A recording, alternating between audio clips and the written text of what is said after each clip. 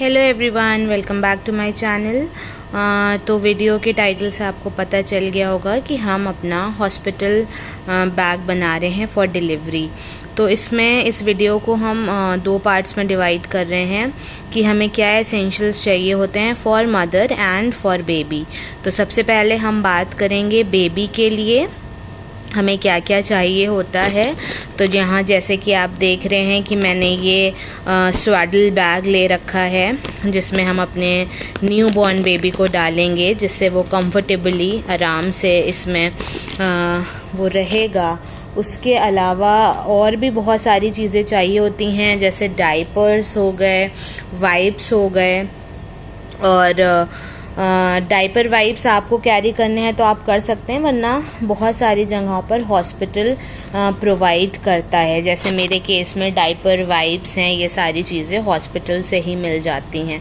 उसके बाद ये मैंने लिया है स्वेडल रैप।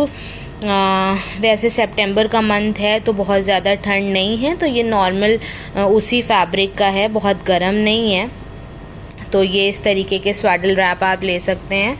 विंटर्स हैं तो आप वुलन लेंगे, ठीक है। इस तरीके के स्वेडल रैप, ये मैंने एक स्वेडल रैप लिया है।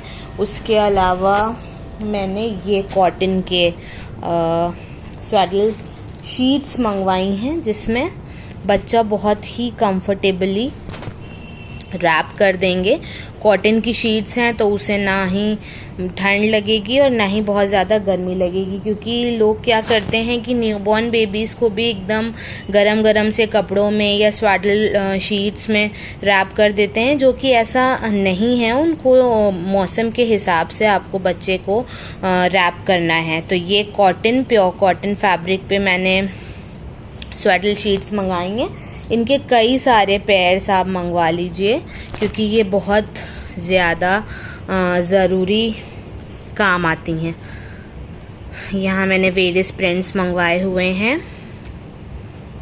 ये तो बेबी की रैप की वो हो गई। उसके अलावा हम यहाँ पर एक इस तरीके की प्लास्टिक शीट कैरी करेंगे, ठीक है, हॉस्पिटल के लिए।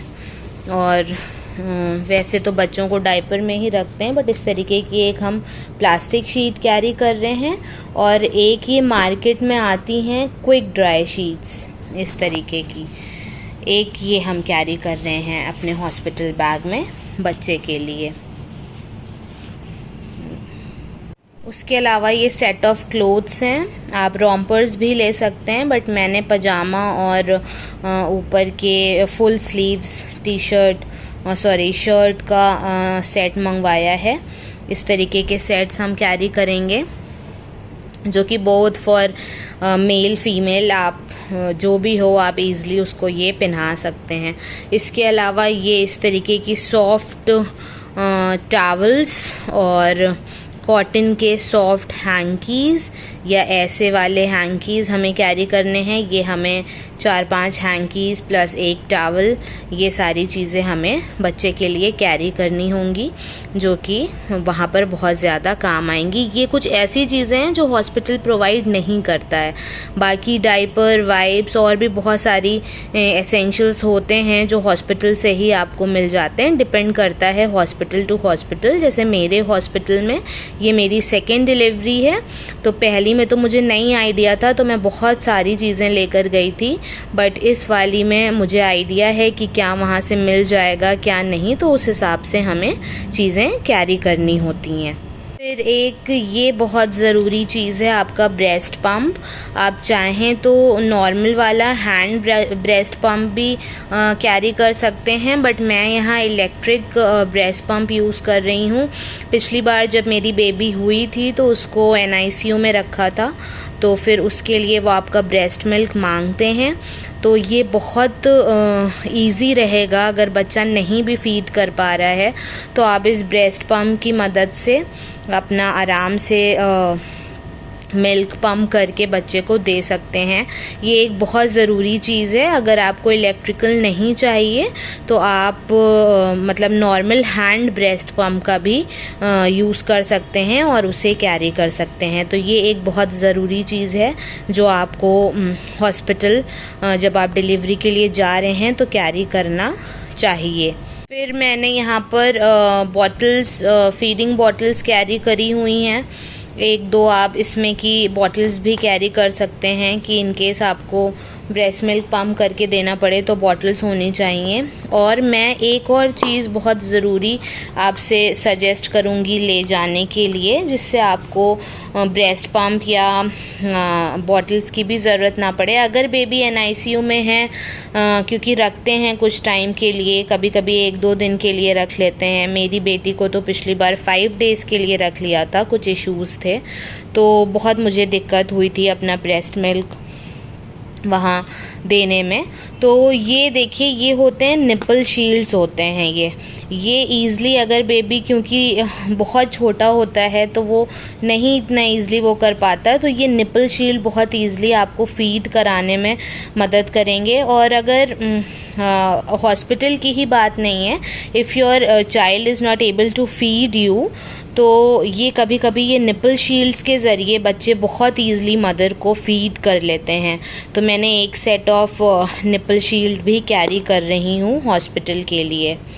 तो यही सारी कुछ बहुत ज़रूरी चीज़ें हैं जो मैंने यहाँ पर मेंशन कर दी हैं। उसके बाद हम बात करते हैं एक्स्ट्रा चीज़ों की जो हमें लगेंगी, ठीक है। तो चलिए मैं आपको बताती हूँ। बहुत सारी छोटी छोटी और चीज़ें लगती हैं, जैसे मैंने यहाँ पर डिस्पोजेबल बैग्स लिए हुए हैं फॉर थ्रोइंग पैड्स और फॉर थ्रोइंग पैड्स, ओके। तो ये मैंने यहाँ पर डिस्पोजेबल बैग्स ये भी लिए हुए हैं, और ये ब्लैक कलर के भी आते हैं छोटे साइज़ में, ये भी मैं कैरी करके ले जा रही हूँ, ठीक है। उसके अलावा ये एयरबड्स हैं जो मैं कैरी कर रही हूँ। इसका कोई ऐसा यूज़ नहीं होता है, बट फिर भी आप चाहें तो आप कैरी कर सकते हैं। और बहुत सारे क्लचर्स और ये हेयर बैंड्स, क्योंकि मेरे हॉस्पिटल में तो वो 2 चोटी बनवा देते हैं ऑपरेशन से पहले, तो ये जो है उसके लिए बहुत ज़्यादा काम आएगा। उसके बाद मैं यहाँ पर एक कॉटन रोल भी कैरी कर रही हूँ इन केस मुझे अगर ज़रूरत पड़ जाए। फिर ये हमारी आती हैं डिस्पोजेबल पीरियड पैंटीज़, और ये मैं आपको इनको अंदर से भी दिखा देती हूँ। ये काफ़ी अच्छी होती हैं, लीक प्रूफ होती हैं, और बहुत मतलब ईज़िली आप यूज़ कर सकते हैं। मैं आपको खोल कर दिखाती हूँ, ये देखिए इस तरीके की। तो हम ये भी कैरी कर रहे हैं, इनके भी हम सेट्स कैरी करेंगे, ठीक है। आप चाहें तो इस ब्रांड का भी मंगवा सकते हैं, काफ़ी अच्छी पीरियड पैंटीज़ होती हैं और प्लस डिस्पोजेबल होती हैं, ठीक है। हम उसके अलावा लार्ज साइज़ में जो भी हमें मिल पाए हैं सैनिटरी नैपकिन्स, जो कि एसेंशियल है ये सारी चीज़ें। फिर मैंने यहाँ पर एक सैनिटाइज़र भी लिया हुआ है, sanitiser spray for toilet seat. ये मैं अपना पर्सनल यूज़ के लिए, मैं जब भी मतलब टॉयलेट यूज़ करती हूँ तो मैं ये डालकर यूज़ करती हूँ, चाहे हॉस्पिटल हो चाहे कहीं भी हो। तो ये एक बहुत ही अच्छी चीज़ है जो आप कैरी कर सकते हो अपने बैग में। उसके अलावा ये आपका बॉडी लोशन हो गया, सॉरी बॉडी वॉश हो गया। आप हैंड वॉश, बॉडी वॉश, मैं हैंड वॉश की जगह सोप्स कैरी कर रही हूँ। एक्स्ट्रा टूथब्रश हो गया। ये इस तरीके का जो सामान होता है ये हॉस्पिटल में बहुत काम देता है, तो ये सारी चीज़ें भी आपको कैरी करनी है। आपका ये ऑप्शनल है। मैं एक परफ्यूम भी कैरी कर रही हूँ, क्योंकि बहुत सारे लोग मिलने आते हैं और आप तुरंत नहाना नहीं अलाउ होता है, तो फॉर दैट आप फ्रेगनेंस, पिछली बार तो मैं नहीं कुछ इस तरीके की चीज़ें लेकर गई थी, बट इस बार मैं ज़रूर कैरी करूँगी। प्लस अपना मॉइस्चराइज़र, क्योंकि आपको मुंह धोकर फ्रेश होने को कहते हैं तो आप अच्छा फील करोगे, तो इसके लिए ये ऑप्शनल है, आप चाहें तो कैरी कर सकते हैं, मैंने कैरी किया है। ये एक टिश्यू पेपर है, ड्राई टिश्यू पेपर बॉक्स में कैरी करी हूँ, बहुत ज़्यादा मदद करता है ये हॉस्पिटल में, आप ज़रूर इसको कैरी करें। टिश्यूज़ ज़रूर लेकर जाएं हॉस्पिटल के लिए, आपको भी मदद करेगा, प्लस जो एक्स्ट्रा लोग होते हैं उनको भी।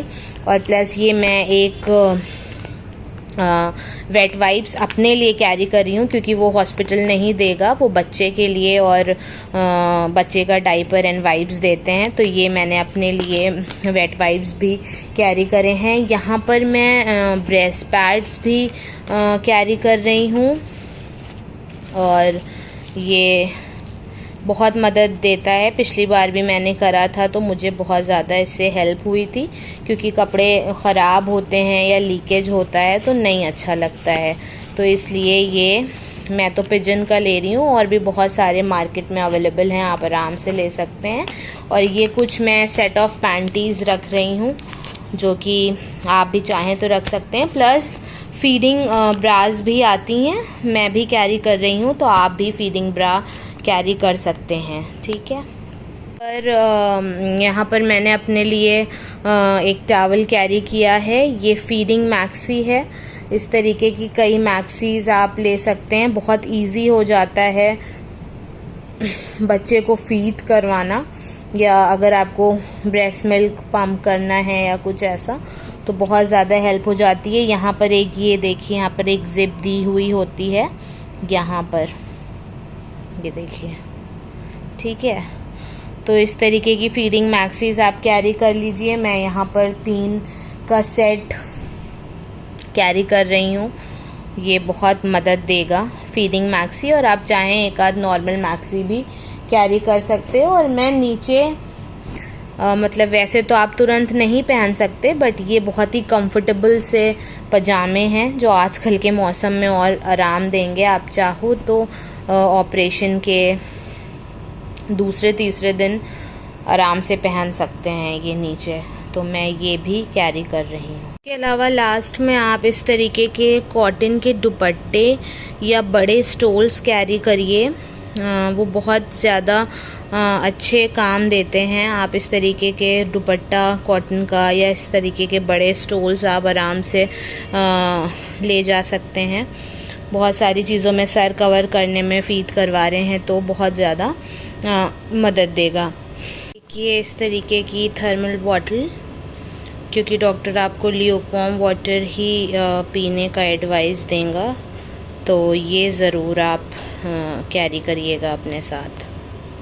टूथपेस्ट और एक्स्ट्रा टूथब्रश के अलावा ये आप अपना फेस वॉश कैरी करना ना भूलें, अपना टूथब्रश कैरी करना ना भूलें। और ये मैंने यहाँ पर बेबी लिक्विड क्लेंज़र लिया है, इन केस बॉटल वॉश करनी पड़े या कोई और सामान, तो ये ज़रूर आप कैरी कर सकते हैं अपने हॉस्पिटल बैग में।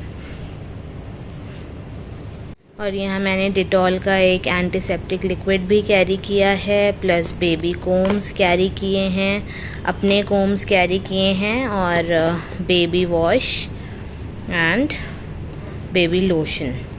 तो ये कुछ एसेंशियल्स हैं। आई होप मैंने कुछ भी छोड़ा नहीं है और सारी चीज़ों को इंक्लूड कर लिया है, क्योंकि इससे पहले भी मेरा एक्सपीरियंस रहा है इसका। तो आई होप आपको ये वीडियो अच्छा लगा हो, इन्फॉर्मेटिव लगा हो, और प्लीज़ अगर लगा हो तो मेरे चैनल को सब्सक्राइब करिएगा और वीडियो को ज़रूर लाइक करिएगा। और ऐसे ही इन्फॉर्मेटिव वीडियोस के लिए ज़रूर चैनल सब्सक्राइब करें। Thanks for watching.